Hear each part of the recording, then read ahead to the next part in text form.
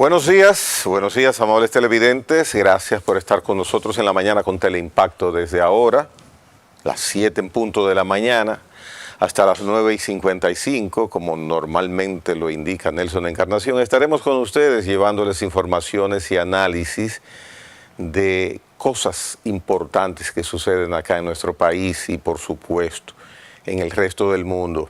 Hasta ahora, Manuel Jiménez y un servidor les acompañamos. Manuel, buenos días. Buenos días, Gregory. Bueno, sí, estamos a la espera de Nelson. Se incorporará en breve. Y buenos días, amigos televidentes. Sí, hoy es martes 18 de febrero. Yo encuentro que este segundo mes del año como que va un poco más rápido que el primero, que enero. Enero fue un mes que yo me lo encontré bastante largo. Será, yo no sé, porque uno inicia con festividades, con días muy feriados. En este febrero ya estamos a 18, ya la semana que viene estamos celebrando el aniversario de la Independencia Nacional y por ende la presentación de las memorias correspondientes al último año de ejercicio del presidente de la República ante la reunión conjunta del Senado y la Cámara de Diputados. Así es que, nada, aquí como siempre. El presidente de la República está fuera del país, está en Guyana. En el día de hoy, él tendrá la responsabilidad de dictar una conferencia en ese país, un país en el que República Dominicana ha iniciado desde hace ya parte de la gestión del mandato del presidente Abinader, una relación muy interesante que evidentemente lo que apunta es a que dará buenos resultados. Después de este viaje, el resultado que habrá pues será de informaciones. Ayer mencionábamos algo, como uno dice, por encimita, sobre lo que el presidente pues tiene previsto concretar y luego anunciar de ese rápido viaje. Tengo entendido que vienen en la noche del día de hoy. Y entonces, Guyana, el contexto es el siguiente: un país pequeño, con muy poca población, menos de 1 millón de habitantes, que sin embargo tiene en este momento una pujante economía, la más alta por mucho de la región, gracias a sus explotaciones petroleras. Hay en República Dominicana comercio con ellos, sobre todo el sector privado, que lleva productos allá, y es un nicho interesante porque hay mucha nueva mano de obra en un país que no estaba acostumbrado a tener esta dinámica comercial. Así que esperamos que el viaje del presidente de la República y lo que pueda mencionar cuando regrese, pues sea de beneficio para las dos naciones. Sí. Bueno, se trata de una conferencia regional donde participan representantes de gobiernos de la región, pero igualmente del sector privado. Como tú dices, Guyana de repente escaló a un crecimiento económico sin precedentes, sobre todo por el hallazgo de pozos petroleros y el desarrollo inmediato de una industria petroquímica que le ha abierto la puerta a las oportunidades de negocio. El petróleo es todavía un mineral estratégico que sigue generando mucha demanda y muchos beneficios económicos en los países donde se explota. Pero en el caso de República Dominicana, como tú señalas, esa relación que ya se ha cultivado con más de una visita del presidente Luis Abinader a Guyana, se ha fortalecido también con la participación de sectores o representantes, empresas del sector privado dominicano que de una u otra manera están aprovechando ese nido en términos de negocio y comercio. Se firmó un acuerdo entre Guyana y República Dominicana que conlleva igualmente el intercambio de experiencia en el sector minero. Cuando hablo del sector minero me estoy refiriendo concretamente al sector petrolero, que incluso ese acuerdo bilateral con Guyana conlleva la posibilidad de que Guyana colabore con la República Dominicana en explotaciones petroleras. República Dominicana desde hace ya muchos años ha estado explorando la posibilidad de lograr algún yacimiento petrolífero, sobre todo en la parte sur-suroeste de la República Dominicana. Eso no se ha podido lograr hasta ahora, pero hay empresas que dicen que existen posibilidades, no solamente en tierra firme, sino también en parte del mar territorial de República Dominicana. Esto, vuelvo y repito, hasta ahora no se ha concretado con resultados concretos que evidencien la posibilidad de que el país en su subsuelo tenga yacimientos petrolíferos que puedan ser explotados de manera comercial. Tú recuerdas desde hace muchos años de que aquí en la zona de Maleno, en Asua, se descubrió una emanación de petróleo. Eso está ahí todavía, pero ese petróleo, según los expertos, tiene un alto contenido de salobres y de agua del mar, y nunca se le ha considerado con alguna posibilidad de explotación. Pero en el caso de Guyana, yo no tengo datos concretos del intercambio comercial, del volumen del intercambio comercial con Guyana, sobre todo en productos derivados del petróleo, pero sí tengo entendido de que hay en cierne negocio de sectores privados de República Dominicana con sectores privados de Guyana, y lo que habría que determinar es hasta qué punto esos acuerdos que el presidente de la República ha firmado, me parece que esta es la tercera visita del presidente a Guyana, esos acuerdos que se han firmado en el marco de estos encuentros, de alguna manera han sido aprovechados por el país. Sí, hay mucha fluidez en las relaciones entre ambos países. Así que esperemos, es de inteligentes esperar para saber qué trae no el barco, sino qué trae el presidente como información. Bueno, lo más lógico es que de alguna manera por la proximidad uno se beneficie de alguna manera de ese boom económico que está viviendo Guyana. Sí. Ayer la ministra de Interior y Policía vuelve a dar la estadística de por dónde anda el nivel de criminalidad en República Dominicana. Halagüeño, el anuncio. Halagüeño en cierto modo porque uno quisiera que el índice fuera cero, pero evidentemente es dentro de la sociedad mundial es imposible que haya cero criminalidad en una sociedad. Pero bueno, la tendencia y lo que hemos venido logrando hace tiempo es reducir este índice. Manuel, 7 punto algo nueva vez.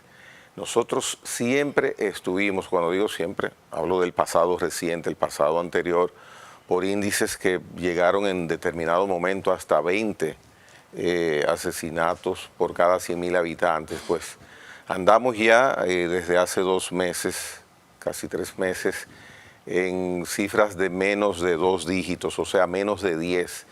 Así que esperemos, como lo conversábamos con el vocero de la Policía Nacional, que se sigan tomando las medidas y acciones necesarias para que la prevención sobre todo contribuya, porque la prevención es determinante en esto, a que la incidencia en crímenes fatales pues continúe a niveles bajos en República Dominicana. Ese es el deseo. Y qué bueno que andemos por ahí y que sigamos por ahí. Mira, eso es positivo. El hecho de que la tasa de homicidio continúe en una tendencia hacia la baja en la República Dominicana es positivo porque de alguna manera eso le da seguridad al ciudadano dominicano. Ahora, estos datos que presenta la ministra de Interior y Policía, Farideh Raful, se presentan precisamente en un contexto donde el fin de semana República Dominicana registró varios casos de violencia que incluyeron asesinatos. Aquí hay un sector, por ejemplo, que en los últimos tiempos, yo no sé lo que sucede, pero se ha convertido en un poblado bastante violento. Me refiero a La Guayiga. Eso queda en la parte de Pedro Brán, aquí en la Santo Domingo Norte, oeste, Santo Domingo Oeste. En esta parte, las autoridades están reportando, por ejemplo, que aparecieron 3 cadáveres este fin de semana. Se da a conocer también este dato en el marco de que en Pizarrete, en Baní, sucedió un hecho muy lamentable que se define siempre como un conflicto social, y es que una persona que estaba en prisión domiciliaria porque había sido acusado de amenazar a una madre y a sus hijos, se le dictó medida de coerción. Posteriormente se le varió esa medida de coerción y se le dictó prisión domiciliaria. Pero esa persona, que vuelvo y repito, tenía prisión domiciliaria, sale de esa prisión domiciliaria y asesina a otro joven en un contexto donde la reacción de la familia de esa víctima fue incendiar la casa de la madre del victimario. Esa casa se incendia y se incendian 2 casas que están contiguas, y ahí hay 3 viviendas totalmente quemadas a consecuencia de ese conflicto que se presentó en Pizarrete, en Baní. Y el otro caso... Un hecho reprochable parió otro hecho reprochable. Exactamente. Entonces, el otro caso violento a que me refiero ocurrió, ya lo comentábamos, en el sector de Capotillo, aquí en el Distrito Nacional, donde una persona murió, 3 resultaron heridas producto de un tiroteo entre bandas rivales. Es decir, que aunque se dan noticias que generan seguridad en la ciudadanía, porque eso de que sigue reduciéndose la tasa de homicidio en la República Dominicana, aunque se da esa noticia, que vuelvo y repito, lleva tranquilidad a la población, igualmente se generan hechos que de una u otra manera siguen aumentando la percepción de inseguridad del ciudadano. Porque esos actos, cuando ocurren en sectores determinados y en comunidades pequeñas, como es el caso de Pizarrete, como es el caso de un sector como Capotillo, donde se registran con frecuencia estos actos de violencia, a los residentes en esas poblaciones, en esos grupos poblacionales, siempre tienden a aumentar esa percepción de inseguridad y a generar preocupaciones. Ese es el contexto que se produce, pero como tú dices, es bastante difícil tener control de todos los hechos violentos que se puedan registrar a nivel nacional. Es una tarea bastante difícil para la Policía Nacional, porque no puede tener un policía en cada esquina, pero son los hechos que se registran y son los hechos de los que hay que hablar. Bien. Nelson Encarnación, ¿cómo anda su día? Bueno, comenzó bien, porque yo estoy sobre la tierra y eso ya es una ganancia neta, de estar vivo, como dice Manuel, en este contexto, que ya es un contexto más global. Sí. Estar vivo es ya una ganancia. Entonces, los percances propios de la existencia hacen que... Es una ganancia estar vivo y es un reto seguir vivo. ¿Quién no tiene esos percances? ¿Quién no tiene? ¿Quién no tiene esos percances? Claro, los percances y los problemas, los conflictos son propios de los vivos. Mira, y me llama la atención el caso de La Guayiga. ¿Por qué particularizo el caso de La Guayiga? Porque no hace mucho que en La Guayiga se produjo un hecho bastante reprochable, bastante preocupante por la forma como se produjo. Ustedes recordarán que una pareja de jóvenes fueron secuestrados. Después se determinó que fueron secuestrados en Boca Chica, llevados a La Guayiga, donde fueron asesinados y metidos en un pozo o un tanque, no recuerdo bien el lugar, donde finalmente la policía, las autoridades del Ministerio Público encontraron los cadáveres, y después se determinó que era producto de un conflicto de una banda de delincuentes, una asociación de malhechores. La Guayiga es un territorio pequeño, es un distrito municipal, que es de los Alcarrizos, de Pedro Brán, por ahí, por la autopista Duarte. De Pedro Brán, me parece. De Pedro Brán, sí. Entonces, una comunidad pequeña que te genera así rápidamente dos hechos casi similares, porque en aquella oportunidad fueron encontrados los cadáveres del joven y su pareja, y en esta ocasión dos cadáveres más. O sea que por ahí, por esa zona, y eso no es conflicto social, eso es delincuencia pura. Porque raptar a dos personas en Boca Chica, atravesar la ciudad y arrojarla a Pedro Brán en La Guayiga, en un lugar, significa que fue toda una elaboración delictiva. Y en este caso de seguro que detrás de estos homicidios hay también alguna una conexión con actos delictivos de mayor calado. Por consiguiente, hay que separar esto de la violencia, como lo señaló aquí el vocero de la policía, y lo señalan siempre los estudiosos y los sociólogos, que una cosa es la delincuencia, y reitero, lo de esos dos cadáveres encontrados en Pedro Brán, en La Guayiga, se trata de delincuencia. Lo de Pizarrete, muy lamentable, eso es violencia. Violencia individual. ¿Por qué se da lo de Pizarrete? Una persona imputada, ¿contra quién reaccionó después?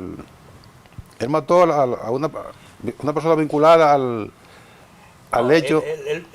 Él tuvo un conflicto con otro joven del sector, se llama como la curva de Pizarrete, se llama precisamente así.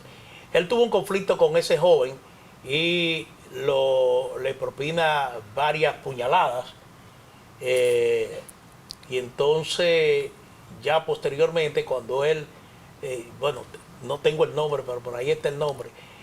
Posteriormente, cuando él ultima a este joven, entonces los familiares de la víctima reaccionan e incendian la casa de su madre. Esa parte yo la conozco. Yo digo, si su medida de coerción está vinculada con... Lo que dice la información es de que él había amenazado a una madre y a su hijo.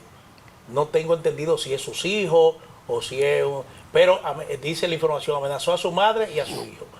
Esa amenaza conllevó que lo detuvieran, le impusieran una medida de coerción, posteriormente se revisa esa medida de coerción y se le ordena prisión domiciliaria. Y lo llevan y cumple su prisión domiciliaria y sale, porque si cumplió una medida de coerción no lo puede mantener en prisión, como tenemos aquí a 14.558 presos, 16.558 dominicanos privados de libertad con medida de coerción, cuya condena final eventual sería menos que el tiempo que llevan en prisión. Eso no es tolerable en un Estado de Derecho. Si este joven cumplió su medida de coerción, sencillamente el juez tenía que variarle la medida, dejarlo en libertad, y lo deja en libertad y al día siguiente comete este hecho de barbarie. No hay ninguna conexión entre el caso anterior ni este que pasó ahora. Mira, yo no sé, porque yo he estado dándole seguimiento a las informaciones que se están publicando precisamente en el matutino Listín Diario, pero la nota no deja claro los antecedentes del incidente. Solamente se limita a presentar los hechos sin una información que te pueda relacionar por qué ocurre ese incidente violento. Una nota más redactada. Exactamente. Con perdón.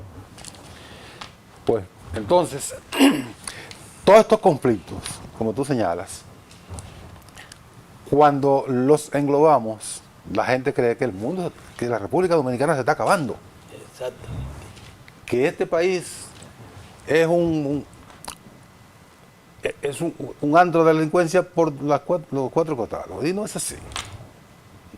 No es así. Nosotros no tenemos que hacer de abogado del diablo ni de nada de eso. Ahora, tenemos que poner las cosas en su justo lugar para que fuera no se lleven la percepción de que nosotros estamos en un espacio y tiempo de Ecuador, por ejemplo.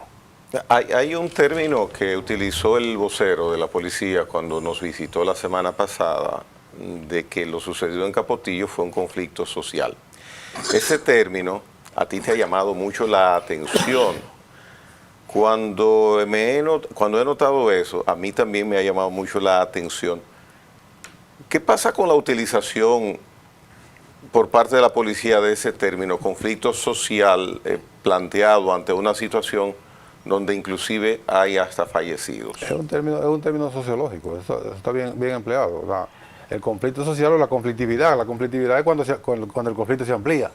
Es un término sociológico y además es muy bonito para tratar de enviar el mensaje que yo acabo de señalar. Sí, pero tú has especificado, esto no es conflicto social, lo de Capotillo no fue conflicto social. Entonces, al especificarlo, has puesto de lado la tipificación que da el vocero policial. Lo de Capotillo puede ser un conflicto social porque se da en una lucha de bandas. Pero es cuestionable el calificativo de conflicto social a lo de Capotillo, porque ¿qué es lo que sucede? Lo que la policía dice es que se presentó un tiroteo entre bandas y rivales. Y entonces, ¿a qué se dedican esa banda? Bueno, a la delincuencia. A la delincuencia común. Entonces, ya el hecho de que esas bandas se dediquen a la delincuencia común, ya eso trasciende realmente lo social. Eso entra en un acto de pura delincuencia. Bueno, porque son bandas pues si ellos están operando, es posible que ese tiroteo en ese momento el origen sea el control de un punto de droga. Yo estoy especulando porque no se ha dicho, pero es posible que eso sea el control de algún territorio para la comisión de actividades delincuenciales o cualquier hecho realmente que no se corresponda propiamente con lo que se califica un conflicto social, que es una violencia que se genera, por ejemplo, entre dos personas, entre individuos, pero ya aquí te estoy hablando de un tiroteo entre dos bandas que precisamente se dedican a la delincuencia común. Que ya tienen un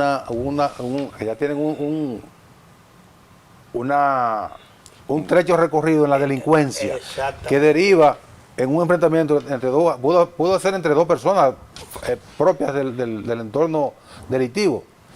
Pero ahí tú tienes razón. Sí. Yo creo que esa parte hay que excluirla de lo que es conflicto social. Sí, el de Baní sí es un conflicto entre conflicto personas. Social, correcto. Pero mi insistencia es en que hay que enviar a nuestros visitantes del exterior, que vienen del exterior, de que la República Dominicana no está atravesando por una ola delictiva. Y pongo, por ejemplo, muy lamentable, que es un país muy bonito, la actitud cero, lo que está pasando en Ecuador. En Ecuador, la semana pasada, se produjeron en cadena, entre sábado y domingo, 4 matanzas. Alrededor de 14 personas asesinadas. Y en enero, solo en enero, hubo 72 homicidios. 72, no de conflicto social, de delincuencia. Ejecuciones, tiroteos, secuestros y asesinatos. Toda una cadena de hechos que se relacionan con la delincuencia al más alto calado. Y nosotros no podemos permitir que la situación en la República Dominicana ni siquiera se asemeje a lo que está pasando en Ecuador. Y que mucho menos se meta todo lo que ocurre aquí en un paquete y se mande al exterior, como que la República Dominicana está atravesando por las mismas situaciones muy lamentables que atraviesa Ecuador. Bien, miren, ayer el presidente de la República firmó otro decreto. Los presidentes firman decretos usualmente. En Estados Unidos firman órdenes ejecutivas. Sí, Trump firma órdenes ejecutivas. Le encanta. Con un lapicero grandísimo. Y lo pone así en la pantalla. Sí, y lo presenta. Bueno, Nuestro presidente de los dominicanos, nuestro presidente, firma un decreto número Tú sigues mal, Manuel. 76. Sí, todavía. Estoy Sí. en la etapa final, pero todavía Sigue quebrantado. sigo. Le aconsejo que no se dejen agarrar de... Bueno, Bien. ¿Cómo que tú le llamas? El arancel. Eso fue Gregory. Ah, fue Señores, ustedes no quieren que yo dé a conocer el decreto. no, dígalo. ¿Qué dígalo. interés hay? Adelante. Será el contenido. Miren, Adelante. la Comisión Nacional de Transparencia y Anticorrupción, ese es el enmarcado, el sentido, el contenido. Y la Dirección de Ética Exactamente. También. Entonces, ¿Es una duplicidad o es se una- llama CAPT, Y el PECA y todo eso. CENETAP, un nombre fonéticamente interesante. El presidente me da la impresión que está preocupado cada día más por el tema de la corrupción, porque eso es lo que explica que cree una nueva institución, un nuevo organismo, un nuevo elemento institucional para contrarrestar la corrupción administrativa en el gobierno dominicano, en el que venga. Entonces, Nelson menciona y la Comisión de Ética, y yo menciono, y la PEPCA, y No, yo por la duplicidad, menciono, tú ves. y sí, porque hay duplicidades, triplicidades, cuatriplicidades en organismos que tenemos para combatir la corrupción. Entonces, por eso digo que el presidente evidentemente está preocupado por el tema de la corrupción. Es bueno una preocupación en este sentido. Ahora, ¿estará perdiendo el presidente, y uno no lo sabe, la batalla? Yo espero que no. Inclusive tengo la impresión de que no. Pero ¿por qué un nuevo organismo? Lo que abunda no sobra, dice el refrán, algo así. No molesta. Es loable que el presidente tenga esta actitud. Sí espero que no sea una institución más para combatir la corrupción y un motivo más de uno decir, pero hay tantas instituciones que combaten la corrupción y sin embargo como que se le va de las manos ese control en determinado momento. Doña Milagros Ortiz, encargada de ética, mencionaba que hay decenas de instrumentaciones, de expedientes que tienen que ver con hechos no correctos. El resultado, bueno, por lo menos yo no lo conozco, el resultado de cuál ha sido la investigación y el trato que se le ha dado a esos expedientes que indica doña Milagros Ortiz Bosch. Todos debemos estar en contra y a favor, en contra de la corrupción y a favor de acciones como esta del decreto 7625 que el presidente acaba de rubricar. Ojalá que funcione. Sin embargo, el presidente también deseo que pueda tener la rectitud, la dureza, la firmeza de pedir cuentas a esos organismos institucionales que están bajo su mando para que le digan qué está sucediendo y si está todo controlado. Y si esto es un blindaje adicional, pues bienvenido sea el decreto 7625. Mira, tú hablas de que el presidente está preocupado.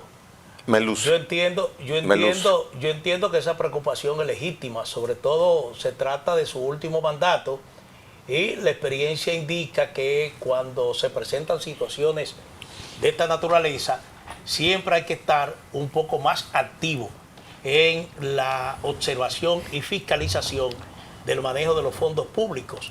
Es decir, son mucha gente que entiende que ya esta es su última oportunidad, de que no habrá otra, y es posible que en ese contexto entienda que esa oportunidad no puede dejarla pasar, y en algunos casos como que tienda un poco más la mano de lo que debería entenderle. Entonces yo pienso que partiendo de esa experiencia, que no es propia, no es del presidente, porque en esta ocasión es que él llega a la presidencia y en esta ocasión es que está encabezando su segundo mandato, partiendo de esa experiencia, él está tratando de alguna manera de llamar la atención de que yo estoy activo, yo estoy con el ojo puesto en el manejo, en los aspectos administrativos de mi gobierno. Ahora, ¿qué es lo que pasa? Esta comisión, ¿qué es lo que hace? Esta comisión lo que hace es recoger todas las instancias públicas que tienen un papel fundamental en el control de la corrupción, en el control de los procesos administrativos en el Estado y juntarla en esa comisión, porque los controles anticorrupción están establecidos ya en el gobierno. Si usted quiere tener un control, por ejemplo, de cómo se está manejando cada centavo en las instituciones públicas, usted tiene ahí la Cámara de Cuentas. La Cámara de Cuentas es la responsable de practicar auditorías periódicas a las instituciones públicas y esas auditorías te dicen si cada recurso que ingresa a esa institución se maneja acorde con lo que es su función, con el plan operativo que tiene esa institución. Y Manuel, un paréntesis, hace 2 años en República Dominicana no se realiza por parte de la Cámara de Cuentas una auditoría. Ahí voy. Bueno, pero es un incidental. Ahí voy. Ay, Sí. Sí. Sencillo, ¿no? Entonces lo otro, usted tiene también la Contraloría General de la República, que es un mecanismo de auditoría interna, El control previo. de control previo, con presencia en cada una de las instituciones del Estado. Sí.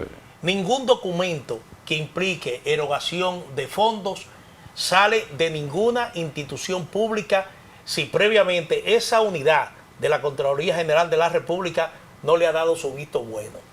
Y entonces, ese proceso es, ¿cómo que se dice? Es irrenunciable, es decir, tiene que ser obligatorio.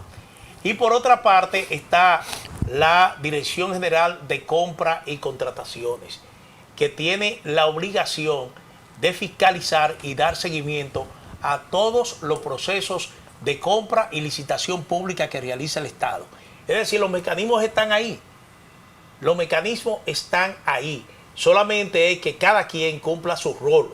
Que cumpla su rol y que ese rol realmente sea efectivo, sobre todo en la fiscalización de cada proceso y en el gasto de cada uno, de cada centavo. Entonces, el presidente está diciendo de que le motiva dictar este decreto, entre otras cosas, porque él tiene informe de que en el interior del país se están cometiendo actos de corrupción. No especificó Indelicadezas. ni elaboró esta información que él tiene. Él tendrá información de primera mano, sabrá dónde se están registrando estos actos de indelicadeza, como dice Nelson Encarnación. Y entonces lo que uno espera que si él tiene esa información, ya eso se está investigando, porque si él tiene la información de que esas irregularidades ocurren, entonces se supone que ya el organismo encargado está realizando las investigaciones debidas. Porque lo que él dice es que con esas informaciones lo que él ha determinado es que la corrupción no ocurre al alto nivel, sino que ocurre en términos medios y bajo. Y bajo. Pero es lo mismo, es robo como quiera. Pero exactamente, como quiere corrupción. Entonces, lo que hay que esperar es que el resultado de esa investigación, de esa corrupción que se está registrando en el interior del país, no se sabe qué institución o a nivel de qué, porque en el interior del país el máximo es la gobernación provincial. Después son dependencias del Estado. Entonces, habrá que esperar los resultados de esa investigación, pero vuelvo y te digo que ese decreto lo que hace es conjugar, enlazar los organismos que están especializados para prevenir la corrupción y que esa comisión les rinde un informe semanal sobre el curso de las operaciones del Estado. Una cosa que me parece bastante complicada, porque tú reunir una información semanal para presentárselo al presidente de la República sobre ¿cuántos ministerios tenemos? 23 ministerios, sin hablar de direcciones generales, me parece una tarea bastante complicada y agotadora. Bueno, yo quiero insistir. Cuando yo pregunto vengo preguntando desde las semanas anteriores, cuando se habló de la idea de englobar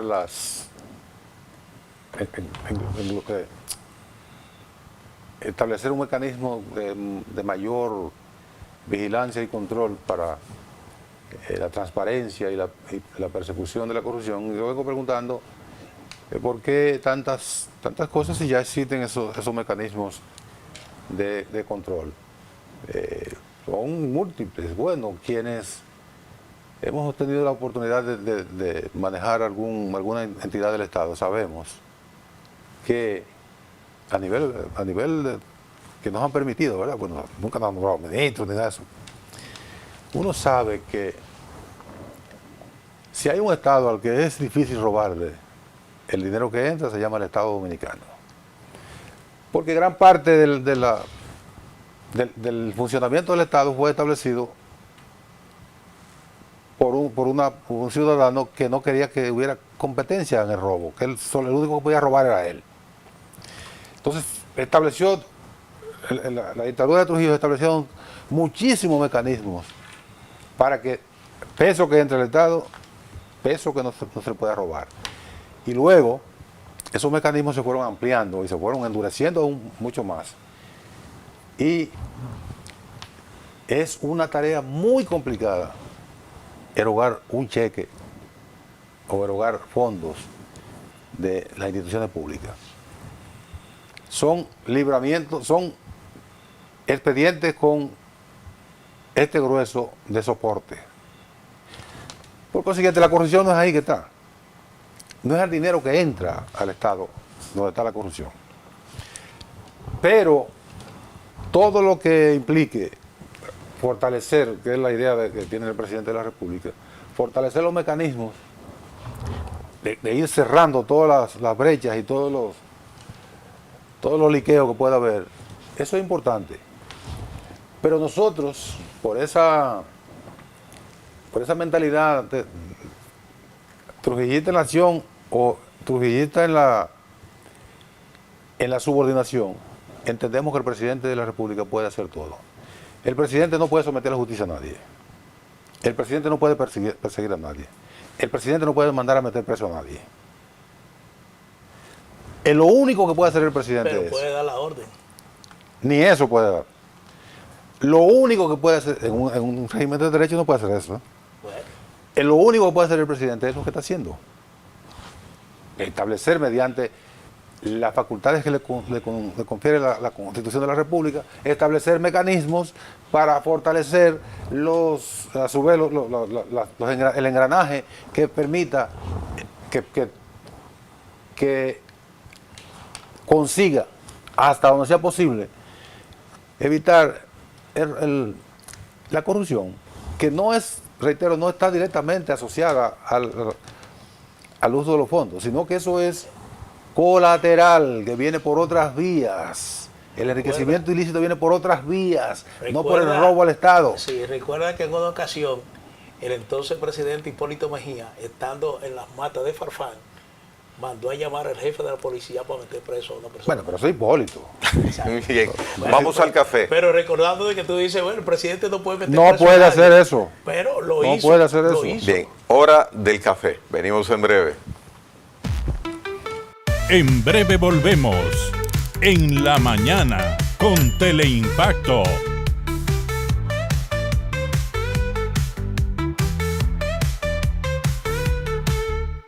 Un espacio de entrevistas, análisis y comentarios de los temas de la actualidad nacional e internacional. Coge exactamente como punto de referencia.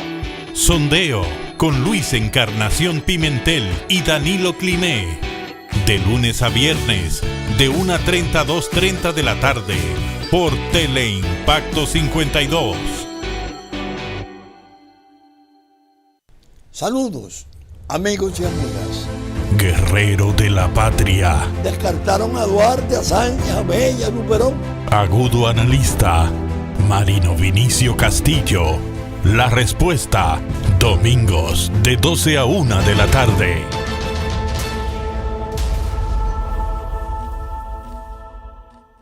La felicitación de Abel condicionó ya a Leonel Fernández. Comentario, análisis, cobertura, los acontecimientos que impactan al país y al mundo con un equipo de comunicadores expertos. Propuesta de la noche, de 7 a 8 de la noche, por Teleimpacto.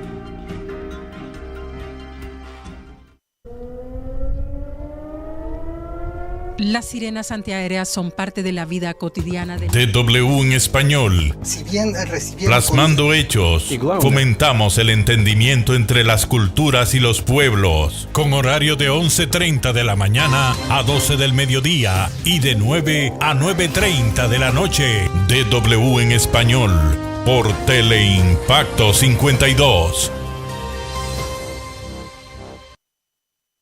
Creo que el presidente Abinader... Wendy Cada Santana. vez estamos viendo, Miguel, nuevos elementos en el feminicidio. Las redes sociales se convierten... Miguel Franjul, entre periodistas, miércoles de 10 a 11 de la noche.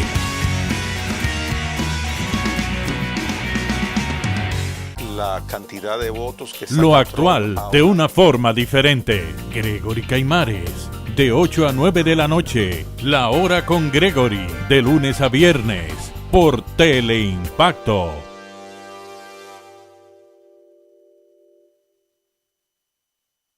Trabajemos por y para la patria, que es trabajar para nuestros hijos y para nosotros mismos.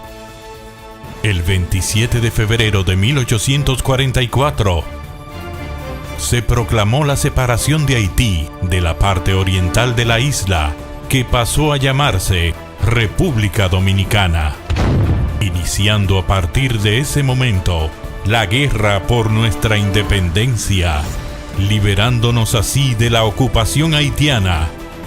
Vivir sin patria es lo mismo que vivir sin honor. Febrero, mes de la patria.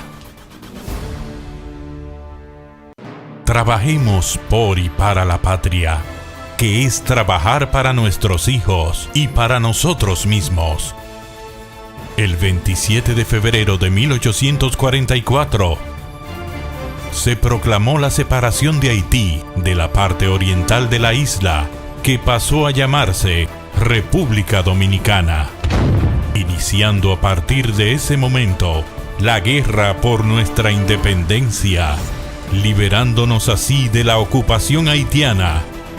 Vivir sin patria es lo mismo que vivir sin honor. Febrero, mes de la patria.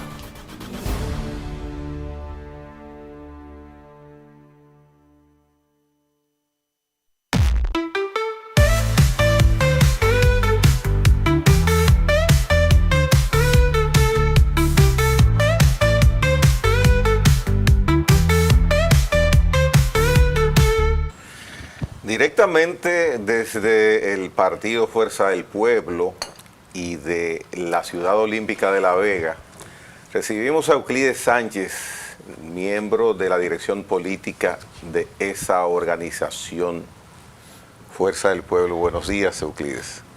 Buenos días, Gregory. ¿Cómo estuvo el tránsito desde La Vega en este día hasta acá? Desde los Alcarrizos aquí es un calvario. ¿A esta hora? A esta hora. Y yo pensaba que a esta hora iba a ser más tranquilo, pero yo salí a las 5 de la mañana, yo llegué a los Alcarrizos cerca de las 6. No. Y de los Alcarrizos aquí prácticamente 1 hora y media. Rápido llegó. Te tomaste más tiempo de La Vega a los Alcarrizos que de los Alcarrizos. Menos de La Vega. Fue así entonces, más tiempo. Claro, 1 hora y media. De La Vega a los Alcarrizos 1 hora y de los Alcarrizos aquí 1 hora y media, 1 hora y 33 minutos. Para cruzar el renovado punto del kilómetro 9 de acá, de la autopista Duarte, ¿fue cómodo? ¿Hay fluidez? No, ahí era que había tapón grande. 14 carriles, Nelson. No, en la computadora. Exacto. ¿Cómo se llama? No existe 14 carriles. En animación digital. Ya. ¿Cómo dicen ustedes los ingenieros? Eso, sí, eso es parte del Virtual. país desde línea ascensión. Sí. Bueno, Euclides. pero ya estamos acá. Euclides, ex senador de la República, es alcalde de La Vega. Euclides, Déjeme decirle primero, para mí es un privilegio estar aquí con Nelson, Manuel y Gregory. Son 3 comunicadores pesados. 3 amigos tuyos. Es amigo desde hace muchos años. Muchos años. Mira, Euclides es una figura bien ranqueada en la política. Ha sido legislador en varios periodos. Alcalde de La Vega. Alcalde de La Vega, funcionario público. Senador. Legislador, senador, sí. Funcionario público. Precisamente en un área de la construcción. Yo fui el primer director de la supervisora. Fue el primer director de la supervisora. En ese tiempo era una supervisora muy reducida. Pero un ingeniero de mucha experiencia que se encuentra que llega en un tramo de 120 kilómetros, que llega en 1 hora, y un tramo de 14 kilómetros que coge 1 hora y media. ¿Cómo le impacta eso al ingeniero, al ciudadano? ¿Cómo un país, cómo una zona del país tan importante como es la capital de la República llega a un colapso de tal magnitud que parece insalvable? Sí, es un problema serio porque crea mucho estrés, genera un gasto económico grande, porque el combustible, la llegada tarde al trabajo de mucha gente y la ingeniería tiene respuesta para resolver ese tipo de problemas. Lo que pasa es que este gobierno prácticamente no ha hecho nada en ese sentido. El último gobierno que ha hecho obras de infraestructura para mejorar el tránsito vehicular y el tráfico vehicular en este país fue el gobierno de Lionel, con los elevados, el metro. Si eso no estuviera hecho, la sociedad capitaleña hubiera colapsado. Este gobierno no ha hecho ninguna infraestructura que pueda servir para mejorar. Ahí tenemos, por ejemplo, la ampliación del metro que llega a Los Alcarrizos. Ahí hay un limbo técnico misterioso, cuando realmente es una infraestructura que se necesita con urgencia, porque eso podría mejorar considerable la situación que se está dando de Los Alcarrizos al 9. Un tráfico vehicular por el metro descongestionaría mucho. Sin embargo, no se ve ni se tiene previsto la inauguración porque parece ser que hay problema técnico profundo. Para que haya un flujo vehicular normal en una capital como es la de Santo Domingo, se necesita tomar muchas medidas. Yo me acuerdo que en el 96, cuando yo estaba en la supervisora, Lionel, nosotros creamos AME, la Autoridad Metropolitana de Transporte. Estuvo Harlem Gema, después estuvo Candelier, y eso funcionaba de una manera perfecta, porque había una disciplina, había una línea para resolver el problema del tráfico vehicular, y AME jugó su rol. Lo que pasa que con el tiempo, tú sabes cómo son los gobiernos de este país, que denaturalizan los técnicos que realmente se desarrollan, que las instituciones pagan para formarse y para establecer criterios técnicos en ese tipo de servicios, lo quitan cuando llega el gobierno. Y ya no es ni seña de lo que era cuando la inició Harlem Gema y cuando la continuó Candelier. Entonces hay que combinar la parte humana, la parte, ¿verdad?, del manejo del tráfico vehicular con las infraestructuras viales que hay que construir para que la combinación de ambos soluciones puedan mejorar la situación. Este país no puede seguir con esa crisis que hay en el transporte. La verdad es que una sociedad con ese problema no puede avanzar. Ahora, Euclides, sobre el mismo tema, la autopista Duarte es la principal del país, es la principal vía que se comunica a las provincias más productivas, 14 provincias del Cibao, de la zona del Cibao central. Ahora bien, hasta ahora, lo que se ha hecho en esa autopista son una especie de remiendo. Es decir, se le ha ampliado un carril, ahora mismo se está en un proceso de ampliación, pero hay muchas quejas en el hecho de que, por ejemplo, cuando tú llegas a la autopista, encuentras que te han abierto 3 carriles, 4 carriles, pero llega un momento de que tú te estás desplazando por un carril de la izquierda o de la derecha, que inmediatamente tú encuentras que ahí tiene que inmediatamente desplazarte hacia la derecha o ahí se corre el riesgo de tener cualquier tipo de accidente. Ahora bien, ¿qué hay que hacer? Porque uno dice, bueno, pero es la principal autopista, la de mayor tráfico. ¿Por qué tantas limitaciones en términos de espacio y no se proyecta ya una obra realmente como similar a la autopista, por ejemplo, Las Américas, que te llega hasta Punta Cana y tú te vas desplazando por una autopista que te da seguridad?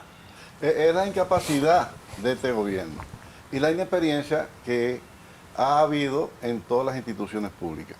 ¿Qué pasa con Obra Pública? Obra Pública era una de las instituciones en el área de infraestructura de más nivel técnico que tenía el país. Pero cuando este gobierno llega, sale de todo lo técnico. Y entonces se ve claramente la falta de la calidad técnica en las ejecuciones de todas las obras de este gobierno. Incluso esta misma autopista Duarte es el modelo que le ha costado la vida a mucha gente, porque los accidentes que se están generando en esa autopista, producto del desorden que hay, que construyen un tramo ahora, después a los 15 días lo desbaratan, y es un desorden. Y eso le ha costado la vida a mucha gente. Mira... ¿Y de quién es la responsabilidad? ¿Del ministerio o del contratista? Porque en Odebrecht resaltábamos muchísimo la calidad, la pulcritud en el desarrollo de las obras. Hay que ver esa autopista del este. Es que los contratistas, oye, aquí hay muchos abogados políticos que son contratistas, aquí hay muchos periodistas contratistas de obras.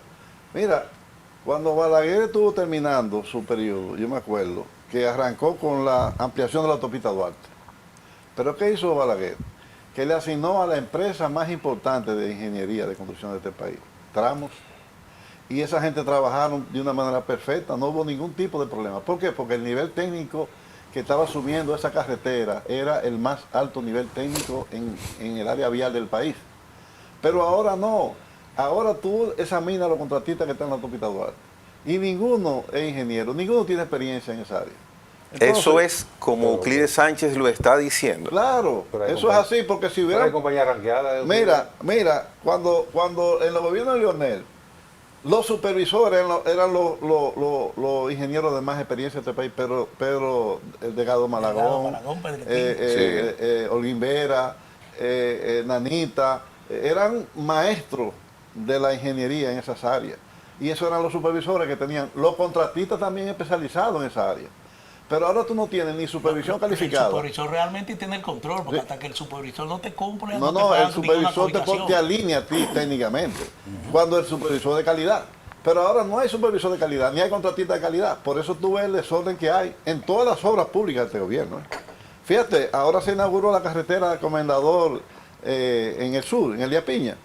Una carretera que el kilómetro está saliendo 36 millones de pesos. Y no tiene, un paseíto no tiene. Esa carretera va a ser un matadero. Además de lo cara que salió. La circunvalación de Asua, 600 millones de kilómetros. ¿Me entiendes? Entonces hay un desorden. ¿Y qué fue lo que hay un desorden. En todas las obras de este gobierno hay un desorden técnico y financiero. Técnico y financiero.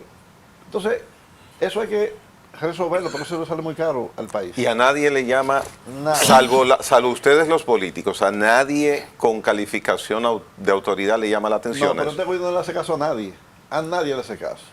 Este es un gobierno sordo.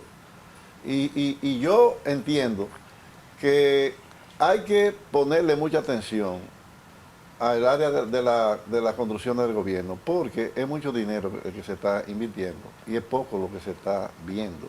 Entonces, eso no puede seguir así. Si tú no calificas a los contratistas, si tú no tienes un buen sistema de supervisión, óyeme, aquí hay una empresa que ha hecho los estudios más profundos del 9, que es la Harris, una empresa norteamericana especialista en carretera. Esa Harris está desde 1960. La Harris es la inglesa. Inglesa, así que Pérez Martínez fue una vez representante. Sí. Exacto. Entonces, esa empresa tiene todos los estudios Pero lo mismo, ingeniero Pedro Delgado Malagón sabe lo que hay que hacer ahí, pero no lo toma en cuenta. A la gente calificada de este país no lo toma en cuenta este gobierno, porque este es un gobierno muy sectario. Cuando tú sales de lo técnico, en los gobiernos tú tienes que respetar esa situación. Pero, por ejemplo, Punta Catalina. Punta Catalina es una planta nueva, ¿verdad?, que funciona a carbón. Se establecieron unos técnicos, se instruyeron, el Estado invirtió para prepararlo, para formarlo. Pero cuando llega el gobierno arrasa con todo, ¿qué va a pasar?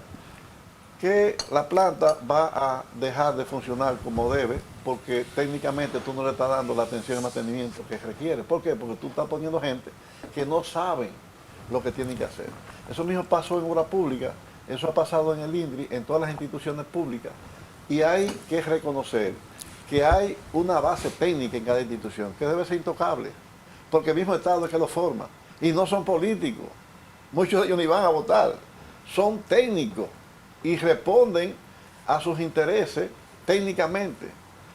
Sin embargo, en este gobierno barrieron con todo y por eso todos los servicios públicos se han caído. El 911, por ejemplo, es un servicio público especializado para los que están implementándolo.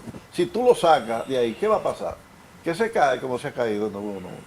Entonces, eso no puede seguir sucediendo en este país. A la parte técnica de cada institución hay que respetarla. Inclusive, hay una ley de carrera administrativa que se creó en el gobierno del PLD. Esa ley no se respeta. No se respeta. Lo sacan. Porque cuando llegan al gobierno que van a buscar los mejores sueldos, sin saber el nivel de responsabilidad que tiene y de formación técnica que tiene esa persona. Bien. Yo quiero aquel cargo, el que tiene la varita allí. Exacto. Euclides, vamos a pasar directamente a la parte política. El Partido Fuerza del Pueblo, haciendo lo que está haciendo hoy, puede llegar a poder en 2028. Dicen que si yo hoy hago lo que hice ayer y no tuve resultado concreto, no voy a lograr nada. Mañana va a tener el mismo resultado. Nada. Exacto. Ustedes están haciendo algo distinto porque como que no lo veo. Mira, Gregory, todos los proyectos políticos para ser exitosos primero tienen que tener un líder. Y la Fuerza del Pueblo tiene ese renglón lleno. O sea, Leonel Fernández es un líder y lo ha demostrado en estos últimos años. Lo sacan del PLD a patar y se convierte en poco tiempo en el líder de la oposición, dejando al PLD en una posición muy difícil, incómoda. Y lo están lamentando ahora. Exacto, lo están lamentando ahora. Entonces, ¿qué le falta a la Fuerza del Pueblo? Bueno, que en este Congreso surja un partido distinto, un partido nuevo, un partido que tenga en sus representantes municipales y provinciales gente querida, gente valorada por su pueblo. Eso es lo que necesita Leonel y la Fuerza del Pueblo para llegar a la presidencia de 2028. Un partido que se corresponda con lo que está demandando la sociedad, de personas calificadas en cada uno de los estamentos que puedan ayudar a que Leonel Fernández sea el próximo presidente de este país, porque la verdad es que no hay otro tampoco con las condiciones que tiene Leonel para poder resolver los problemas de este país en el 2028. Nosotros no podemos seguir con gente inexperta dirigiendo este país cada 4 años. Esta es una experiencia, la que tenemos. Se han cometido muchos errores, pero el tema fundamental del mal gobierno que se está haciendo es por producto de la falta de experiencia, la incapacidad. Leonel Fernández tiene esa ventaja.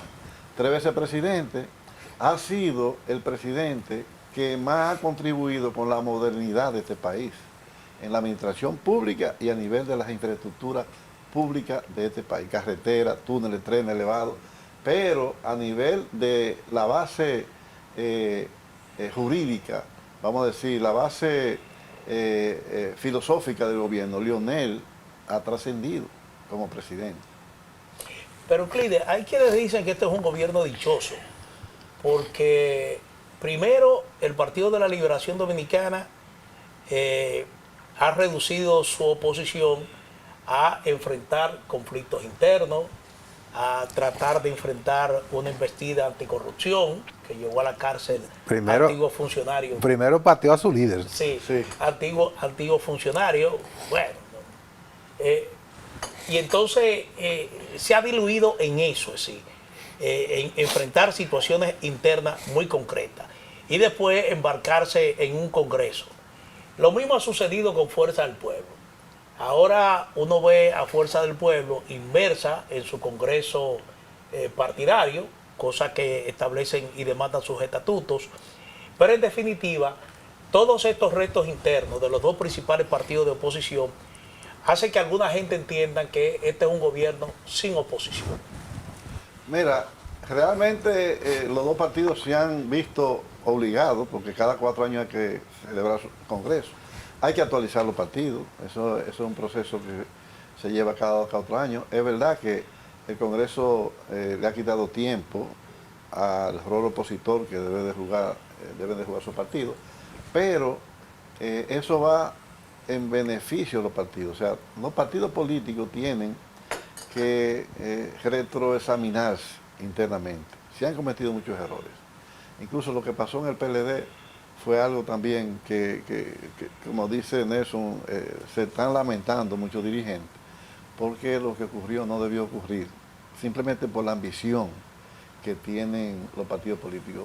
La fortaleza... Yo creo que tienen que lamentarse los dos. Sí, no, pero sí. El presidente de la República, que era Danilo, es el mayor responsable. O sea, si tú llegas a la presidencia con un partido unificado, con una mayoría extraordinaria de senadores, de diputados, de alcaldes, lógicamente tú tienes que preocuparte por lo menos, si entregas derrotado, por lo menos tu partido unificado.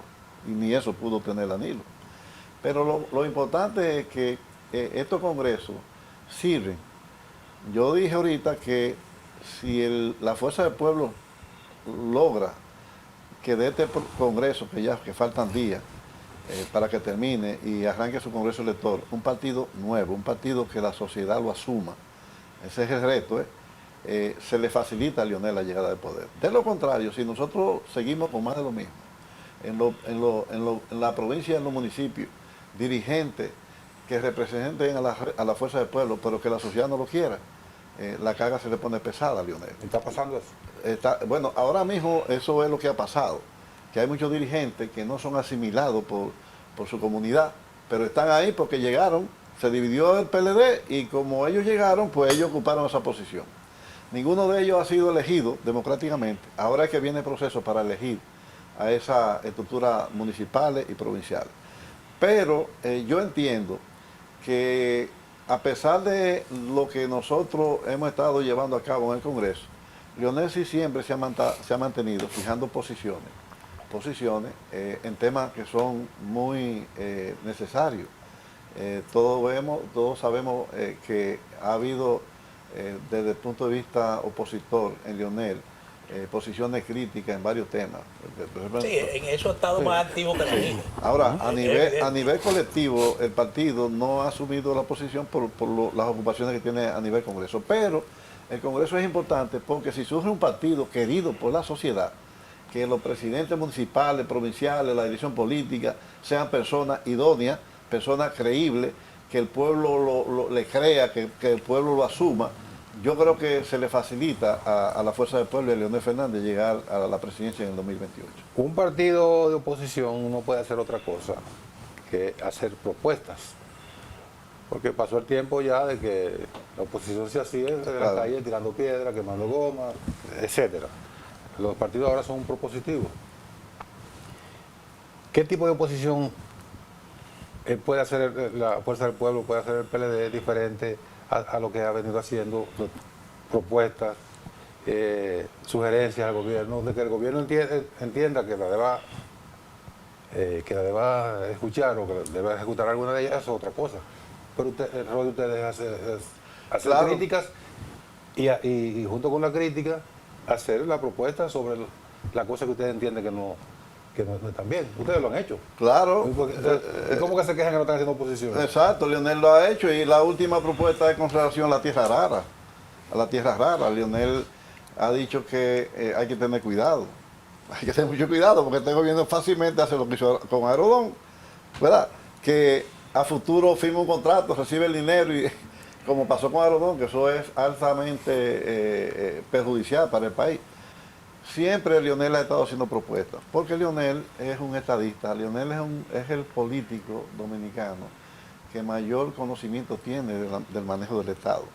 Y es un hombre que vive estudiando. Leonel es un enfermo en la lectura y en la búsqueda de conocimiento. Aquí hay pocos jóvenes que tengan la brillantez en los temas de inteligencia artificial, de biotecnología, de ciencia, como lo tiene Leonel. Entonces, es un activo político que tiene la capacidad para, desde el gobierno, poder darle respuesta a la infinidad de problemas que genera el Estado dominicano. El Tribunal Constitucional metió en un lío al país, como dice el magistrado Subero Isa. Mira, Y dijo Manuel que es un embrollo. mira, Embrollo, que sinónimo de lío también, o sea. mira, es que el Tribunal Constitucional debió de primero analizar y estudiar esa decisión que tomó. ¿Por qué? Miren, ustedes saben que son periodistas, que de larga data, que en este país, ¿cuántos generales hay en este país? 50, Todos, 70. todos. En Estados Unidos hay como Perdí la 5. cuenta. En Estados Unidos como 5. Aquí combo hay 500 combos, orquesta. Aquí nadie quiere ser cola de ratón, cola de león. Aquí todo el mundo quiere ser cabeza. De lo que sea. De lo que sea. O sea, señores, aquí todo el mundo quiere ser senador, todo el mundo quiere ser diputado, todo el mundo quiere ser presidente de la República. Si tú le creas las condiciones a esa gente para que se inscriban en una boleta electoral, ¿cómo la Junta puede manejar esa situación? ¿Cómo? Si tú le das recursos a los partidos políticos, tú tienes que buscar un mecanismo para dar recursos a los independientes también. Tú puedes manejar, por ejemplo, que en una provincia, por ejemplo, como La Vega, aparezcan 50 candidatos a senador, 200 candidatos a diputados, además de los partidos políticos. O sea, los partidos políticos califican, y aún calificándolo, tenemos los congresos llenos de gente incapaz, aún calificando los partidos políticos, democráticamente, porque los partidos políticos permiten que tú participes en una elección interna. Es un colador democrático. Bueno, ahora con esto, la Junta lo que le ha permitido a todo el mundo participar y que ese colador que tenían los partidos políticos ya no exista. Pero ese colador que tenían los partidos políticos es importante. Pero aún así se le ha llenado el Congreso de banqueros y de traficantes y de todo, ¿entiendes? Aún así. Imagínate ahora, cuando tú tengas, ¿verdad?, gente que puedan participar y que venga un narcotraficante, ¿no entiendes? Y te ve el dinero que tú demandes, ¿entiendes? O sea, es una decisión que no favorece en nada la fortaleza que deben tener los partidos políticos, que lo que hay que exigirle a los partidos políticos es que sean democráticos, que sean mecanismos institucionales que se establezcan. La fortaleza del PLD se generó cuando Juan Bosch formó el PLD y creó un esquema institucional regio. O sea, el PLD funcionó hasta el 96 con un esquema institucional que fue lo que le dio la fortaleza. El comité político cuando se reunía era un toque de queda en este país, porque la gente creía en ese comité político, porque las ideas se discutían, se debatían. Pero cuando Danilo cogió el control del comité político, ya nadie sabe cuándo se reúne el comité político. Ni le interesa. Ni le interesa, porque ya saben que es una institución que responde a la voluntad de un hombre. Entonces, los partidos políticos tienen que retomar la institucionalidad, porque eso es lo que le da fortaleza, y eso es lo que ayuda a que hagan una buena gestión pública. Cuando se pierde eso, se pierde todo. La voluntad de un hombre nunca puede estar por encima de los intereses de un partido.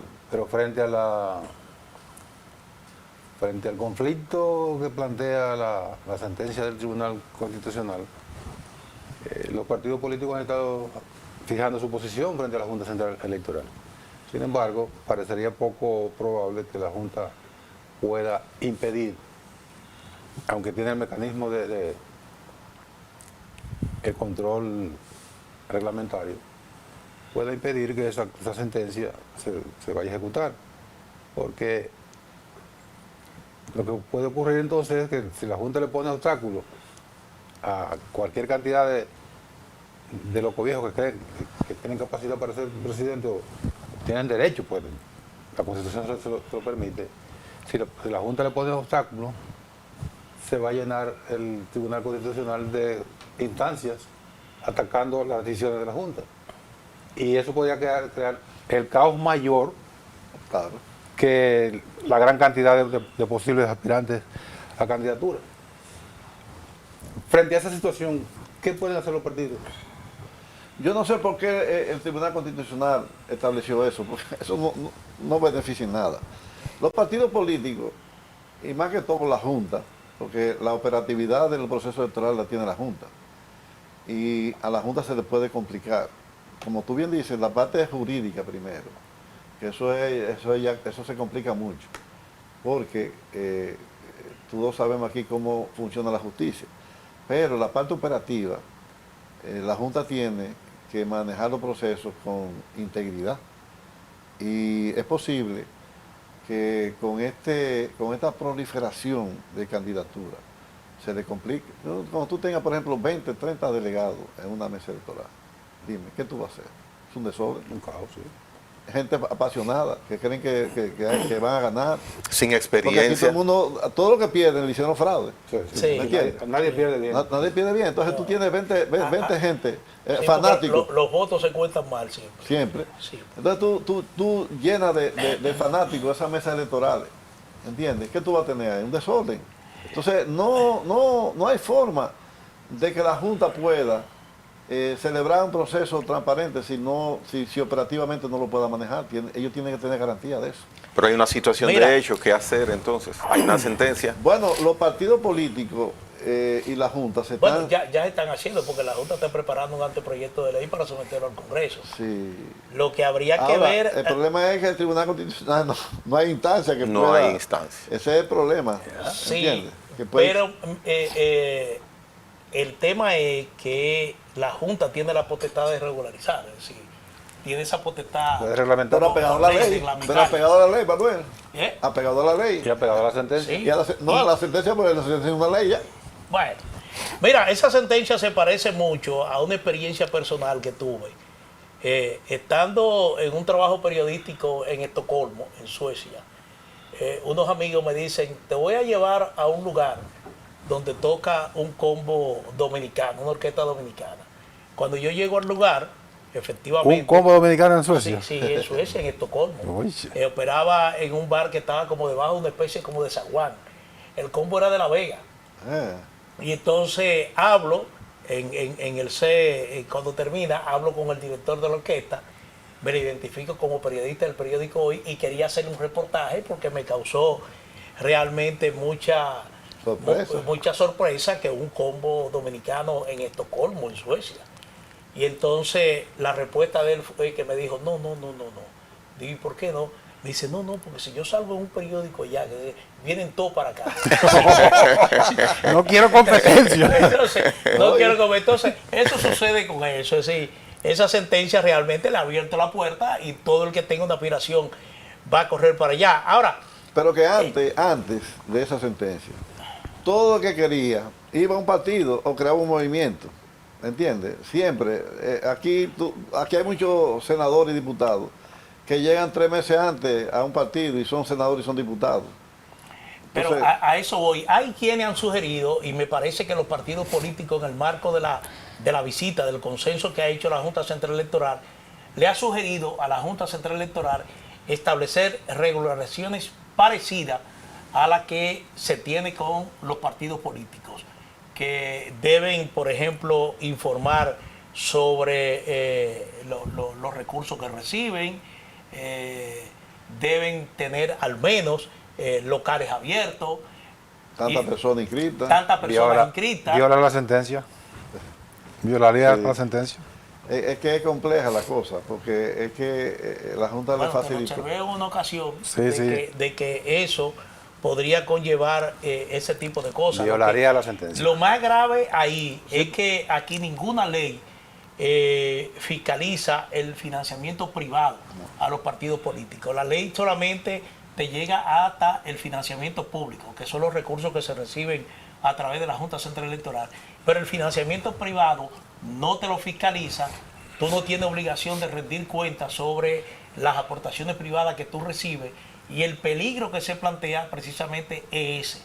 Hasta qué punto dinero del crimen organizado, del narcotráfico, pueda penetrar a ese tipo de candidaturas y entonces generar candidatos de alguna manera que respondan a ese tipo de actividad ilícita. Mira, Manuel. Pero Euclides te respondió eso ahorita. Sí, pero se colaron muchísimos delincuentes en el Congreso. yo Que estuvo en el Congreso. Sí, No, pero se han colado ahora, porque hay gente presa, incluso en Estados Unidos, que han sido procesados después que han alcanzado un cargo legislativo. En la Fuerza del Pueblo, yo he presidido la comisión de la mesa temática de política congresual.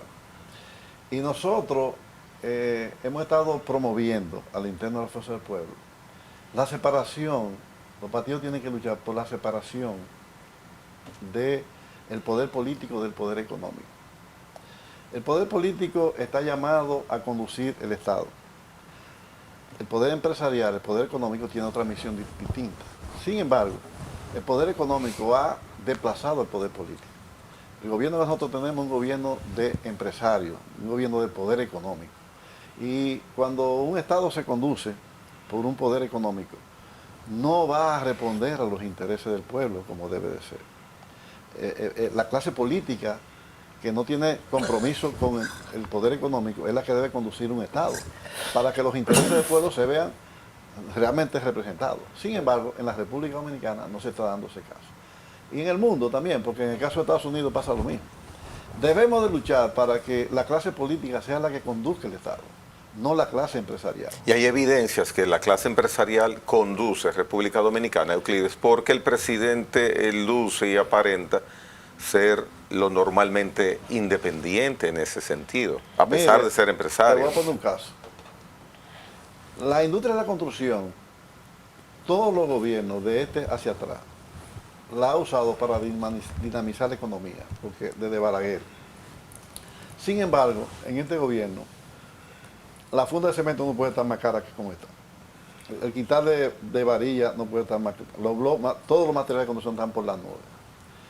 Eso beneficia a los empresarios y perjudica a la clase media baja, que no puede reparar un bañito, que no puede reparar una cocina, porque no puede hacer tener en su casita, porque los costos de una vivienda esto está incalzable. ¿A quién le está beneficiando? Al sector empresarial. Aquí en la República Dominicana, el sector de la salud. Mira, los gobiernos pasados del PLD crearon condiciones muy dignas en los hospitales. Habían hospitales que estaban en mejor condiciones que la clínica privada, en equipo y en infraestructura. Hoy eso se ha derrumbado eso. Aquí el que no tiene para ir a un centro privado a atender una enfermedad tiene problemas. O sea, porque el Estado prácticamente abandonó. El sector de la salud pública está colapsado. El sector de la educación pasa lo mismo también.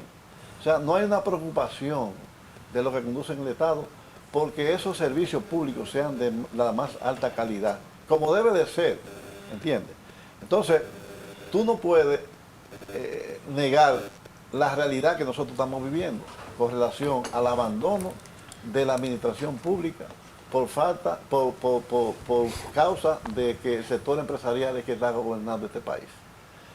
Óyeme, eso de Agrodón, ¿a quién benefició la decisión de darle 30 años a empresa y tomar un dinero por adelantado? A los empresarios. Eso perjudica al país, ¿entiendes? Y Lionel tiene temor de que eso ocurra con la tierra rara también, porque este gobierno, insaciable con el dinero, es capaz de todo.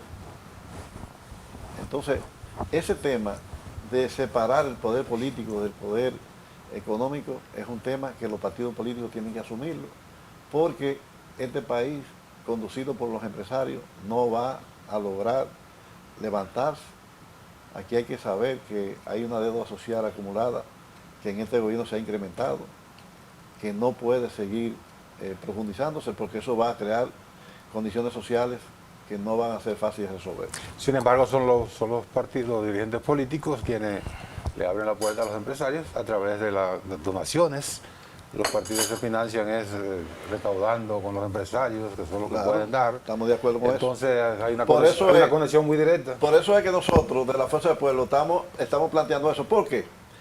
Porque en los partidos políticos hay candidatos a diputado, a senador, a regidor y alcalde, con muchas condiciones, pero no tienen dinero. Entonces los partidos buscan a los que no tienen condiciones, pero tienen dinero. Por eso tuve un Congreso que no responde a las expectativas del pueblo. Tuve muchos alcaldes, muchos ayuntamientos que están negociando con los permisos de construcción, que están negociando con todo, porque no son políticos, no son cuadros políticos, sino son empresarios que van a esas posiciones a producir dinero. Y eso es música para los oídos de los dirigentes de los partidos cuando encuentran en una provincia un empresario o empresaria que quiera aceptar una candidatura. Nosotros en la Fuerza del Pueblo estamos planteando en este Congreso que no, que usted va a ser candidato, usted tiene que tener 4 años en el partido, con trabajo demostrable, ¿verdad? Con compromiso con ese partido, para que usted responda cuando esté en esa función de una manera adecuada a los intereses del pueblo. Y eso se está planteando formalmente. Pero eso lo tumbó el Constitucional con la ley 3318. Bueno, ese es un problema porque en realidad, sí, pero ¿qué pasa? Esas son de las complicaciones que crea esa ley. Pero tú no puedes seguir propiciando lo que está ocurriendo, que tú tienes cuadros políticos que desarrollan actividad con la comunidad la vida entera, que son representantes de la comunidad, que son los que realmente pueden ser regidores, alcaldes o diputados, senadores.